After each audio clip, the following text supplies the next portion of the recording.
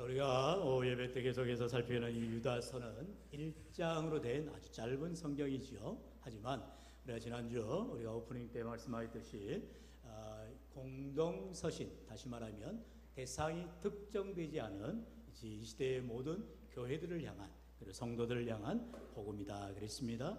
그리고 이 유다서의 별명이 있는데요, 그 별명은 교회를 깨우는 불의 십자가, 교회를 깨우는 불의 십자가다. 다시 말하면 당시에 초대교회에 많은 이단들이 침투해 왔을 때에 하나님의 말씀으로 분명하게 단호하게 이단들을 척결하고 거짓 선생들의 거짓 가르침을 책망하는, 그래야 해서 말씀 위에 분명히 살아라는 도전하는 말씀이죠.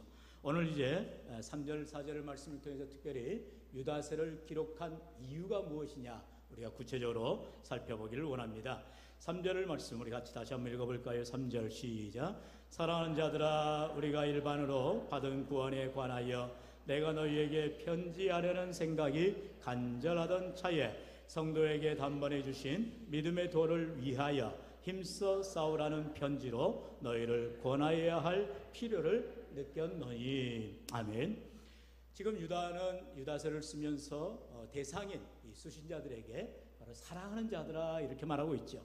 여기서 말하는 사랑은 무엇이겠어요? 바로 하나님 사랑, 하나님의 그 큰 사랑을 받은 이제 성도들에게 표현하고 있는 거죠. 그만큼 초대교회가 하나님의 사랑으로 하나 되었고 또한 서로가 교제하는 귀한 모습임을 보여주고 있다는 것입니다. 여러분, 오늘도 우리 교회가 어떠한 사랑으로 하나 되어야 되느냐? 서로 간의 형제들 간의 사랑도 좋아요. 또는 이성 간의 사랑도 있을 수 있어요. 그러나 그것은 항상 문제를 일으키고 제한되어 있고 유한하다는 것입니다. 교회는 하나님의 사랑으로 똘똘 뭉친 믿음의 공동체인 줄로 믿습니다. 할렐루야, 할렐루야. 아멘을 크게 하시라요. 할렐루야. 하나님의 우리 교회를 사랑하시기 때문에 그 하나님의 사랑 때문에 저와 여러분 또 우리 성도 간에 모두가 하나 될 수가 있다라고 성경은 말하고 있어요. 이 사랑은 어느 누구도 끊을 수가 없는 것입니다. 왜요? 하나님이 우리를 사랑하시기 때문에 그 사랑은 원수막이라 할지라도 끊을래야 끊을 수가 없다라는 것이죠.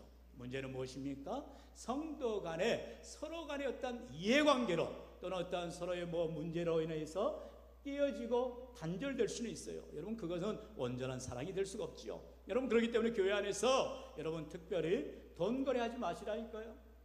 여러분, 돈거래하면 안 돼요. 왜? 의가 갈려지게 돼 있고 교회 안에 문제가 생기는 것입니다. 절대로 돈거래하지 마시고 주식 투자 권유도 하지 마시고 대박 날 것 같으면 자기만 하시라니까 여러분. 그렇기 때문에 교회 안에서는 금전적인 문제, 이런 일로 다툼이 일어나거나 문제가 소지가 생겨서는 절대로 아니 됩니다. 여러분, 성도 안에 꼭 지켜야 할 선을 지키시고 믿음 안에서 서로 주님의 사랑으로 하나 될 수 있기를 바랍니다. 여러분, 그렇다면 오늘 이 유다는 유다서를 쓰면서 당시의 성도들 간에 어려움이 있는데 그 어려움은 다름이 아니라 바로 거짓 선생, 이단이 쳐들어온 거예요. 여러분, 쳐들어왔다는 표현을 썼는데 이게 내가 이단이다 하고 이렇게 표식을 하고 들어온 게 아니라는 것입니다. 오늘 본문에도 나오듯이 가만히 들어오는 것입니다. 이단은요, 자기를 드러내지 않아요. 근데 요즘 신천지나 이단들은 아예 자기를 오픈하고 다니죠. 여러분, 얼마나 심각한 문제입니까? 예전 같으면 이단이라고 말도 하지 않았어요. 그리고 나중에서 그게 실체가 드러나게 되어지고 교회가 두 쪽 나고 세 쪽 나고 하는데 요즘에는 아예 자신들이 신천지라는 걸 밝히고 들어온다니까요. 여러분, 절대로 우리 교회 안에는 그런 이단들이 또한 사이비들이 그런 거짓된 자들이 들어올 수 없도록 말씀과 기도로 무장할 수 있기를 축원합니다. 오늘 성경 그래서 그런 믿음의 삶을 바로 믿음의 도를 위하여 힘써 싸워나가라 말하고 있어요. 우리는 믿음을 지키기 위해서 하나님의 말씀대로 살기 위해서 우리가 영적 싸움이죠. 우리가 육체적인 싸움이 아닌 영적 싸움을 하라는 것입니다. 바로 에베소서 6장 12절은 그렇게 말하죠. 우리의 씨름은 혈과 육을 상대하는 것이 아니요 통치자들과 권세들과 이 어둠의 세상 주관자들과 하늘에 있는 악의 영들을 상대함이라 말하고 있어요.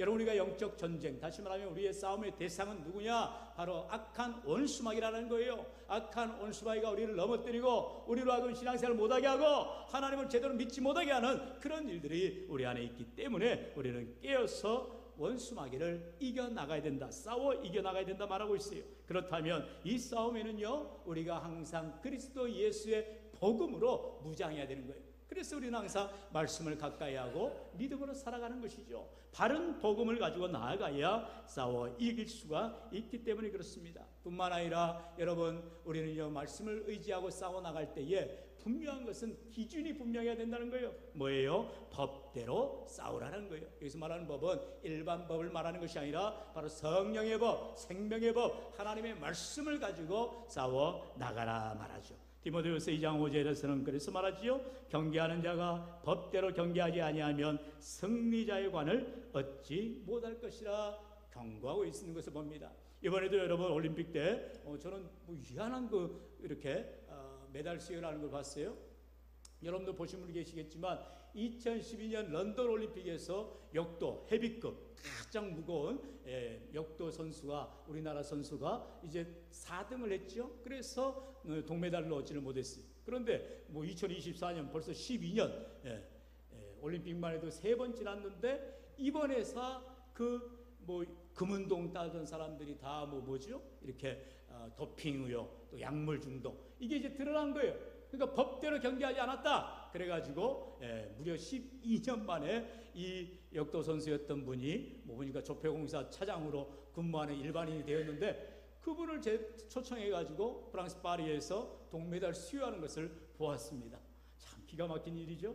이처럼 세상의 운동도 정확하게 법대로 경계하는 자에게 면류관을 주는 것을 봅니다. 여러분 마찬가지예요. 우리의 신앙생활은 더더욱 하나님께서 심판장이 되어주시고 우리의 모든 경기, 여러분 우리는 다 금메달 따기 위해서, 면류관을 받기 위해서 열심히 살아가는 믿음의 선한 싸움을 싸우는 성도들입니다. 그렇기 때문에 우리는 하늘나라에 올라갈 때에 하나님께서 주실 상급 면류관을 기대하며 소망 가운데 살아갈 줄로 믿습니다. 무엇보다도 면류관을 얻기 위해서, 금면류관을 받아 누리기 위해서 어떻게 해요? 바르게 싸우라는 거예요. 법대로 싸우라는 거예요. 오늘 본문 우리의 말씀처럼 하나님께서 우리에게 영적 전쟁을 싸울 때에 믿음의 도를 위하여 힘써 싸우라라고 말하고 있다는 것이죠. 그렇다면 우리가 영적 전쟁에서 싸움의 시간, 믿음의 싸움을 해나갈 때에 어떤 법을 의지하며 싸울 것이냐, 바로 성경은 말하죠. 우리 로마서 8장 1절 2절 우리 같이 읽어볼까요? 시작. 그러므로 이제 그리스도 예수 안에 있는 자에게는 결코 정죄함이 없나니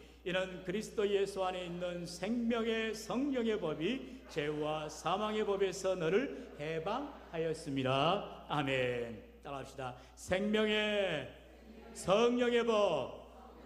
우리가 법을 의지한다는 것은 바로 예수 그리스도로 말미암은 생명의 성령의 법을 따르는 자들을 말하는 것입니다. 그리고 이 세상은 죄와 사망의 법을 따르는 자들이죠. 결국 죄와 사망의 법을 따르는 자들은 망할 수밖에 없고 지옥 갈 수밖에 없어요. 그러나 우리는 생명의 법, 바로 주의 말씀을 의지하는 이러한 성령의 법을 따르는 자들이기 때문에 우리는 결국 승리하게 되어주신 것이요, 예수 십자가 붙들고 나아갈 때 반드시 우리에게 생명의 면류관을 주실 줄로 믿습니다. 여러분, 그렇기 때문에 우리는 하나님의 뜻을 따르고 또한 믿음으로 나아가기 위해서 언제나 말씀으로, 기도로 무장하며 끝까지 달려갈 길을 달려나가는 자들이 되어야 됩니다. 그래서 우리가 이렇게 힘써 믿음의 싸움을 해나가는 이유가 뭐냐? 오늘 본문 4절은 그 이유에 대해서 말씀하지요. 우리 4절 같이요. 시작.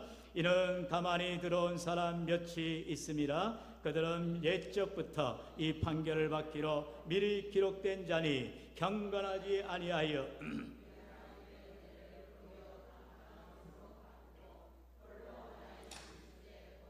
우리 주 예수 그리스도를 부인하는 자니라. 아멘. 이렇게 이단의 특성을 분명히 보여주죠. 가만히 들어온 사람이 있다.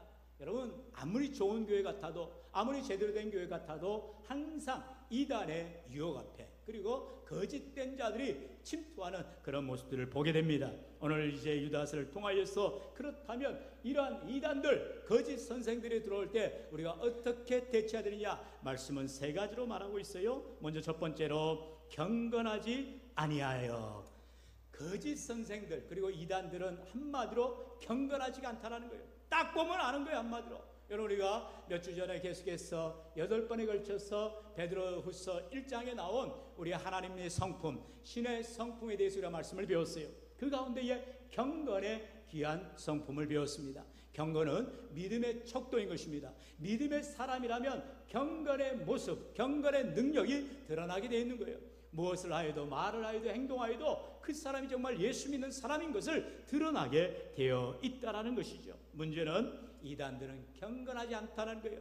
포장은 할 수 있어요. 그럴듯하게 보일 수는 있지만 그들이 경건한 자들이 아니라라고 오늘 성경은 말하고 있습니다. 두 번째 이단의 특징은요, 하나님의 은혜를 도리어 방탕한 것으로 바꾸는 자들입니다. 하나님의 은혜를 오히려 방탕한 것, 여기서 방탕하다는 것을 또 베드로후서 2장에서는 그렇게 말하고 있어요.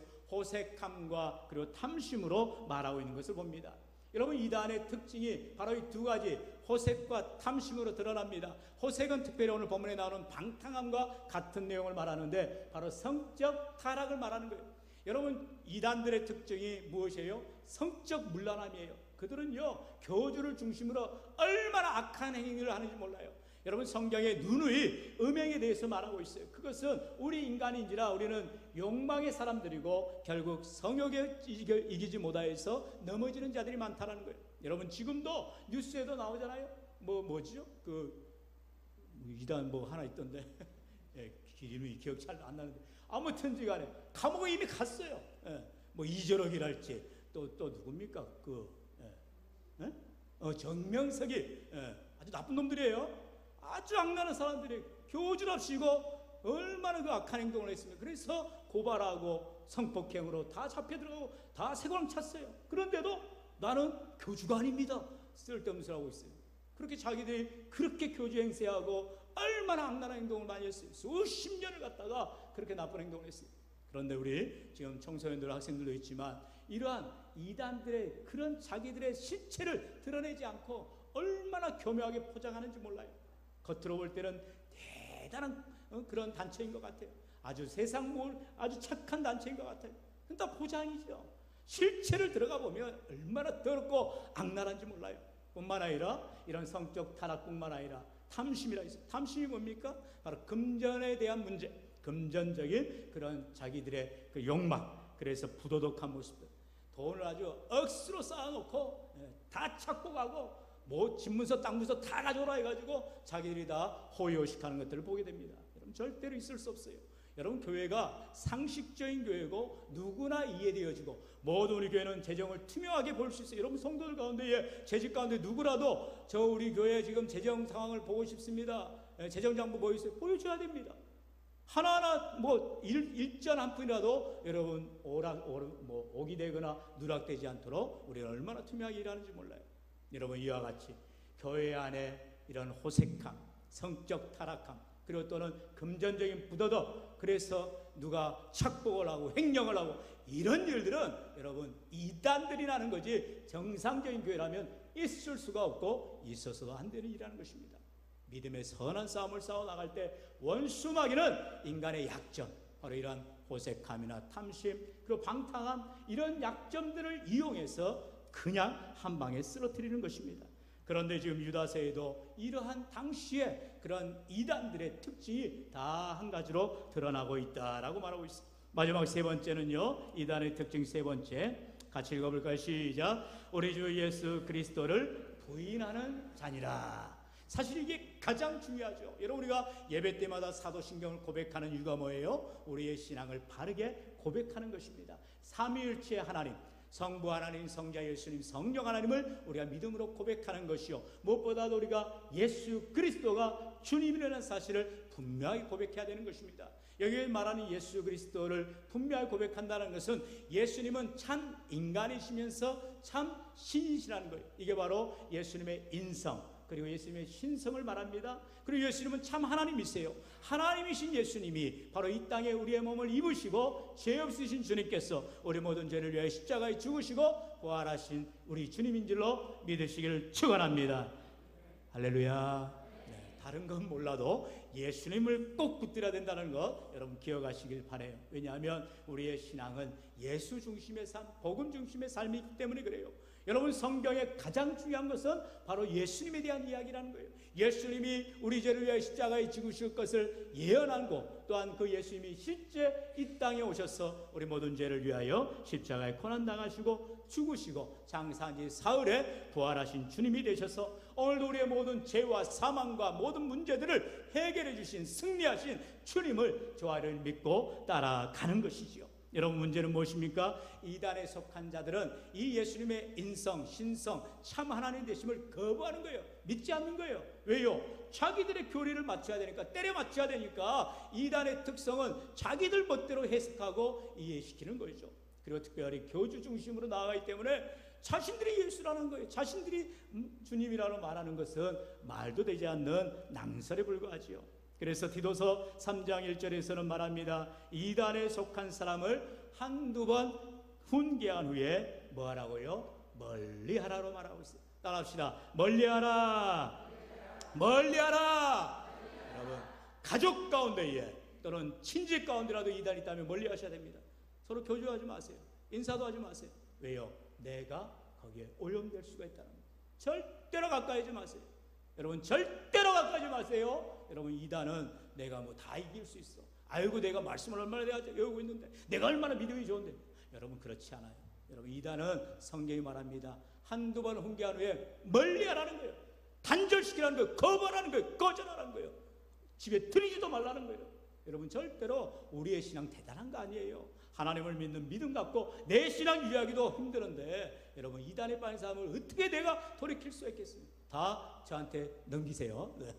여러분, 신앙생활 할 때는요, 여러분, 내 믿음 갖기도 힘든 신앙생활이에요. 그렇기 때문에 여러분, 세상에 현혹되지 마시고 기웃거리지도 마시고 언제나 말씀 중심으로, 기도 중심으로, 믿음으로 살기에 애를 쓰고 믿음의 선한 싸움을 싸워야 할 줄로 믿습니다.